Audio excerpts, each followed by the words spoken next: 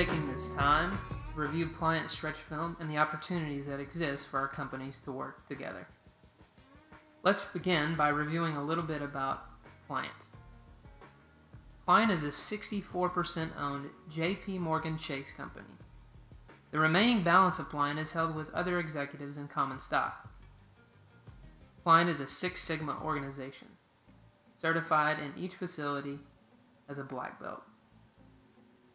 Pliant is also ISO certified at their 2 stretch film facilities. Pliant does not have any official external audits conducted by any of our end users.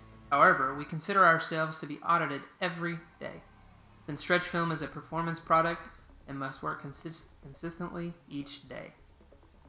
Different facilities in the U.S. for the different types of products that we make. Our hand film is primarily produced in Danville, Kentucky, and our machine film is primarily produced in Lewisburg, Tennessee.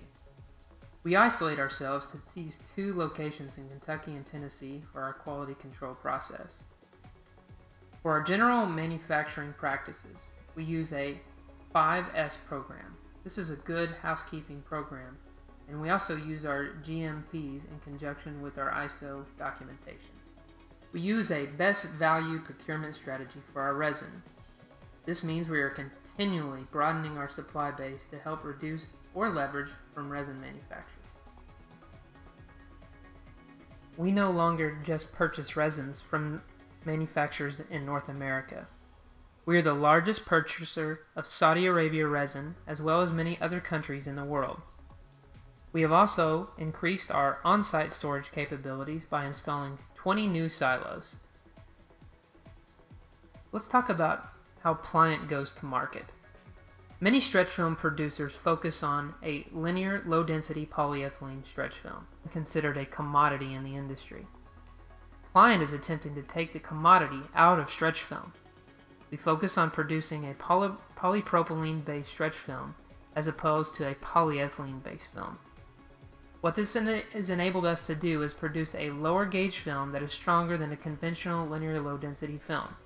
About 8 years ago, Pliant was the first to go down in gauge without sacrificing the integrity of the pallet by using a polypropylene-based metallocene core, a high cling layer on the outside, and a polypropylene layer for slip. We have continually been able to help our customers reduce cost and use less film. As the evolution of stretch film has taken place, many end users made decisions about stretch film on a price per roll basis. As different manufacturers started putting different footages on different gauges of film, end users had to start focusing on a price per foot. Then the awareness became about price per pound. End users consume stretch film by the pound, so it should be purchased by the pound. What Pliant has changed in the industry is that it is no longer about the price per roll.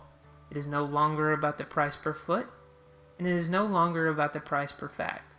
In fact, we can charge you a higher price per pound than the film you are currently paying, but we can still help you reduce your cost, and that is our focus. The true price of stretch film has nothing to do with the price at all. It is about the cost to wrap your pallet, and that's our evolution. At the same time, we recognize that in addition to cost, you must look at film performance. No one wants to have a film that has low cost but has consistent film break. It is the one thing that workers out in the plants dread more than anything. The more times the film breaks, the more times they have to rethread, the more times they have to start the machine over. That takes time and that costs money. So we understand that film must perform consistently and without film breaks. When Pliant does a stretch film analysis, we answer the question about force to load or containment and about cost. After all, the job of stretch film is to hold the load together. We can do a complete audit and analysis of facilities. We go in and measure the current performance of your film and machine. And we look at how tight the film is being wrapped around the pallet. Then we bring in the best film that is going to match that. Let's look at an audit that was done in one of your facilities in Dalton, Georgia.